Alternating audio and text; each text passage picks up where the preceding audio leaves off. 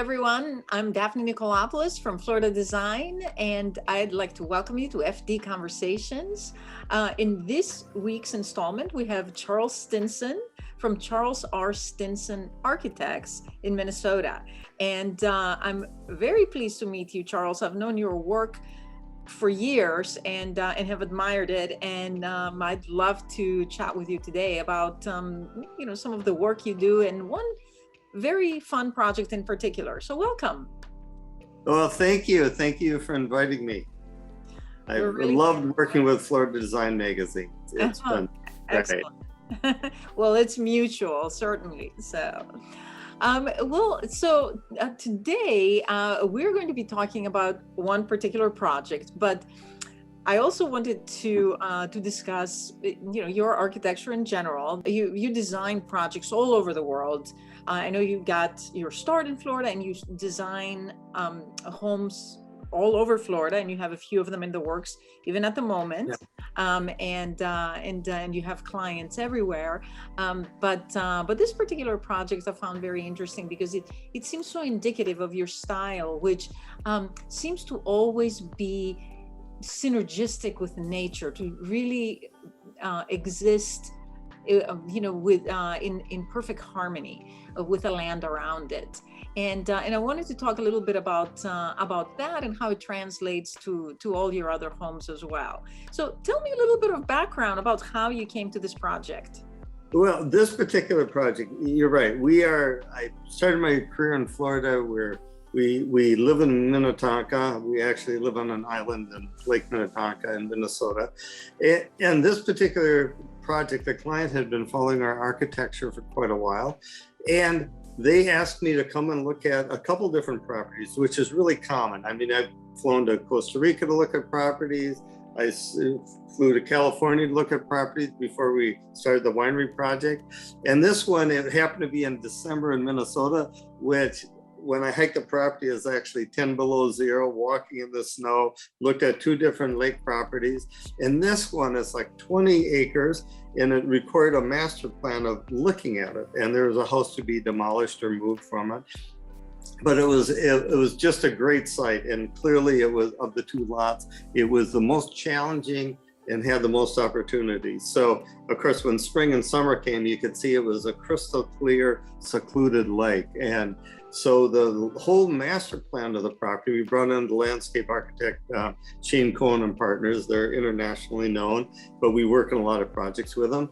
And so we did a whole sculpture garden master plan, which actually won an international design award for that. But as we thought of their project, they actually had been in Costa Rica at the Four Seasons and did some doodles on what they thought they wanted to do on a program. So we met, we went over it, studied the property, and then the architecture that I do, it's really based on composition, which is I study the land and I'm looking at the land through the topography in 3D, and slowly taking their program, I kind of envision the program and them floating on the site, in the functions, and then bring the architectural forms in one at a time, horizontally and vertically, to get a sense of scale. But there's always a continued connection to nature, because there's a sense of scale, but you have to let the spirit soar, and it's a way of every room in the house gets natural light and has a sense of scale. So in this particular house, they love concrete. They love a very simple stone. They didn't want conventional stucco sheetrock. So there's a lot of Venetian plaster in the house. And the material palette was part of the evolution, not only the form. They're very green, even though it's a rather large house. It's all solar panels, and they have Tesla cars, and he's a big biker. So to have a place to work on his bike, and two separate garages, kind of a sports garage and the house garage. And also attached to the part of the architecture is a guest house that you can either walk to independently outside from the outside carport, or there's a secret kind of internal way of getting in if the weather is, not good. But it was a sense of experiencing the site almost like a park. There's different elements to the site, and how do we celebrate that, and how do we experience that, and have a sense of they entertain. So there's kind of the the outside view of the house, which you can actually see by the road, is very beautiful and appealing for people driving by. But then there's kind of semi-private, and then to the very private spaces. And they have a young family, so there's a kids entertaining area down below. There's acoustical material we did because it's kind of a stage for the kids. And as you get into the house, there's an outdoor pool for the season, but also they're very into exercise. There's a sunken gymnasium, and there's a subterranean lap pool. So it covered a lot. And this is a great house because during COVID, we got so many comments from our clients that we're glad to be in the homes we created, because what a great place to be isolating from. And for us, they're big art collectors. So our interior design company did the interior. So much of the furniture you see that we designed and built. The big dining room table, you'll see all the beds were built in, the desks. And there's also, for entertaining, there's a hidden catering kitchen that's all stainless steel. And the kitchen you'll see is light was a tremendous thing for this client. So there's a giant skylight over the kitchen, and it's all Belconcini Italian kitchen. And also all the doors are all Italian. They're the Rimondizio, which are Italian doors, are all glass doors, and there are no baseboards in the house. All the floors of the main level and stairs are all terrazzo. And we work very careful with all the expansion joints and design. And even you'll see the rug. We designed the rugs. The rugs in the foyer were custom designed with us, with Kyle Bunting company, and they're actual hides. And not just for a room, they meander between 3 areas. And with that, we're working on a rug designs for that company. So it's very much totally integrated with the architecture, the interior, the site, of course, the client's program, and the landscaping. Everything has to connect into one language. Oh, absolutely. And I think it does it so well. And I love the way the doors pocket back, the glass doors, and then just to leave this wide open space where, you feel like you're living outdoors. You're still, sheltered, but it just really brings the outside in. Yeah. Yeah. Thank you. Yeah, no, absolutely. So, I can understand the way the house is oriented. So you arrive, it sort of ascends up to the main entrance area. And then the house sort of seems to, ramble down the lakeside, and so it just kind of opens up to the site. Can you describe that progression? Yeah, there is an approach from the road, and you're right. We want the feeling of coming up to the road. So one side goes down, and that's to the bike garage from the lower level. The other side comes up to an auto court, and there's a covered canopy just for parking for guests because of the climate, etc. So the auto court becomes a beautiful space. Underneath the auto court is actually a mechanical area. It's heated and cooled through geothermal wells into the ground, and that heats the pool. And also that whole auto court is melted during the winter. The ice and snow is melted off of it. But then the idea is you wanted a glimpse of the forms of the architecture as you're approaching, so you're kind of pulled to it. But we don't like the entrance. We like them to be a little bit understated. So you come from the big outside area, auto court, and then you're covered on a roof coming into the great room or into the foyer. And the foyer is where the first rug is, and you look up, and then so it's kind of like a light tower that brings light to the lower level, plus you see it on the approach. And then you go off to the side to the formal. One wing is a private wing, the other side is for entertaining and like a gracious great room, and the very big dining room table looking out towards the auto court, but through the sumac landscaping. And then beyond the other side of the two-sided fireplace is their private kitchen their private kind of family room is back there. And then and both those areas are opening up to the outside terrace and the pool and the lake. So you're like on a knoll overlooking the lake. And off to the side is, the laundry, and the guest house is off to the side, but connected. So you can walk all the way around this house on outside terraces and decks, but we wanted different terraces and decks to have different views. One way is towards the wetlands. Another area is towards the oak savanna. Another one is floating on the lake with a trout below. Another area, there's a small soccer field. Small, but it's different experiences. And even in the walkway out on the land, there's one area, there's a big cargo net, so the kids can climb up and hang like a tree house in this cargo net. Another area for meditation. Another where a bridge going across the water, and hanging from a big oak tree is a big swing. So you swing out in front of, over the water. So it's to experience the property like it's a sculpture garden, it's a path, but it's part of nature. You're seeing it in different seasons and you're celebrating it. Yeah, so it's fully integrated with nature, which is really one of your design philosophies, to honor the site and to really make it part of living there, just to fully appreciate it. Yeah, and other materials that came in the interiors, even the wood that you do see on the ceiling, it's not just wood, it's wood that's been done a 5-step process with an artisan, Daryl Otto, and it's actually been run through a brushing machine. So the wood actually, the grain of the wood is 3-dimensional. And these things aren't things you pick up on right away, but you feel it. You feel the integration of the forms, the materials, the scale. Even the great room, there's a soffit going around at 9 feet, and then it raises up with a clear story going around. So you're always getting natural light in, but you still have a sense of scale. And you can see the geese flying over from one side, and you'll see them out the other side and continuing to the lake. In the winter, you see the snow blow from one way, and you see it curl on the other side of the house. It keeps you connected.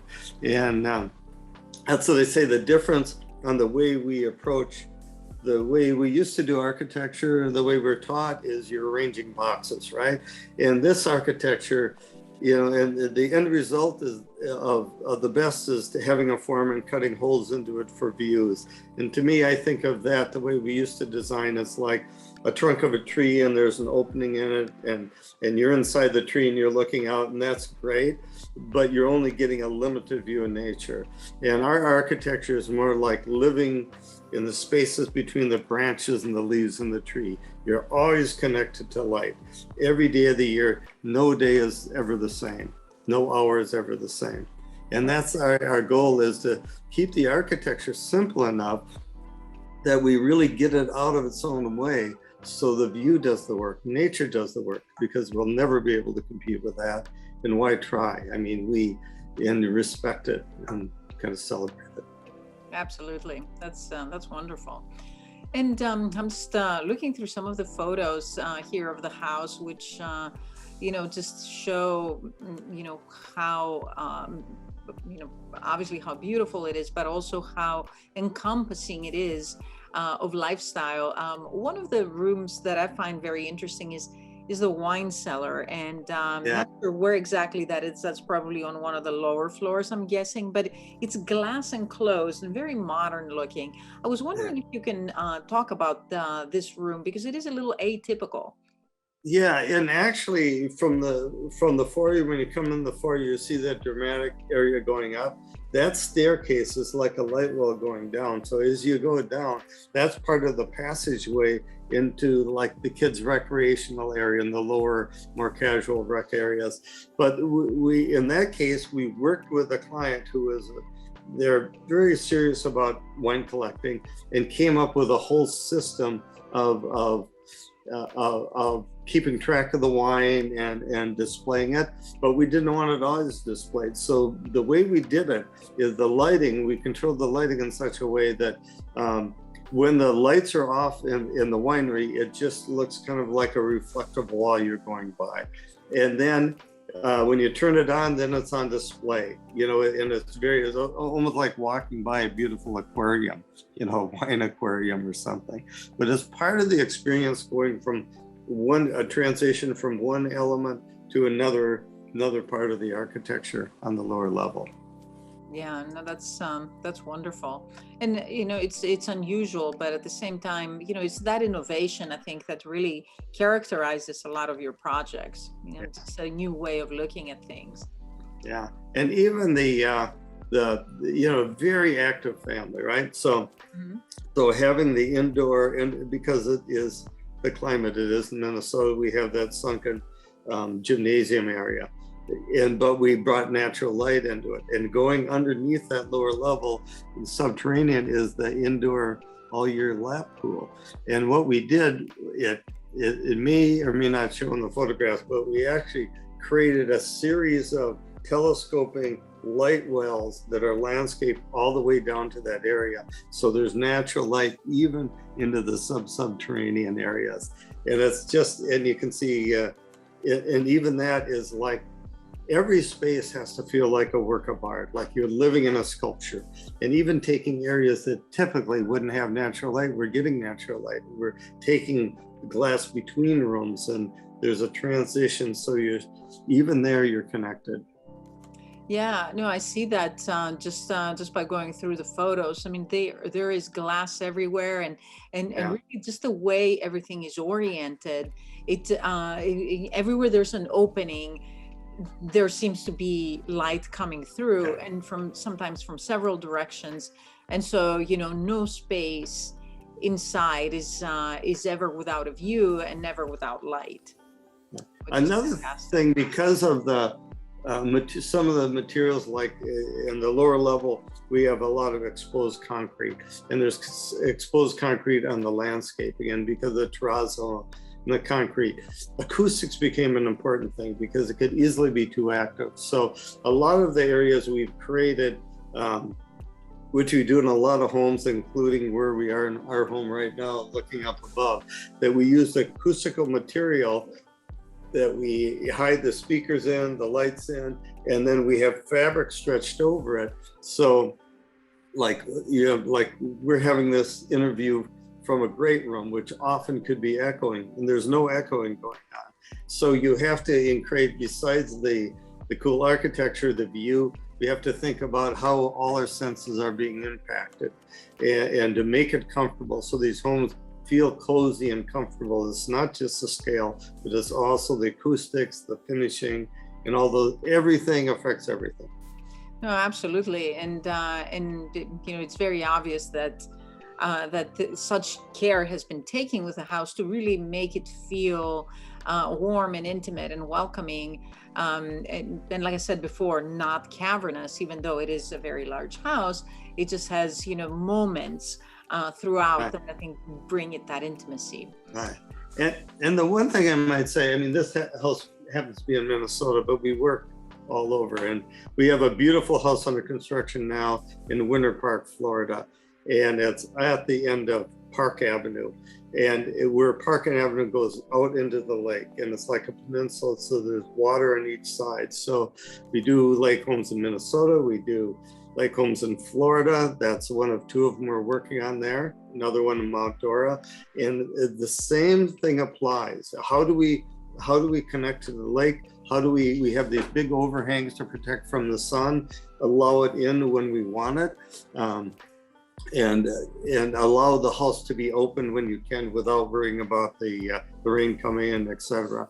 And that's a great house to see too. But it applies, and we work in the desert, we work in Costa Rica, we have a winery we're doing, and it's about completed in Sonoma.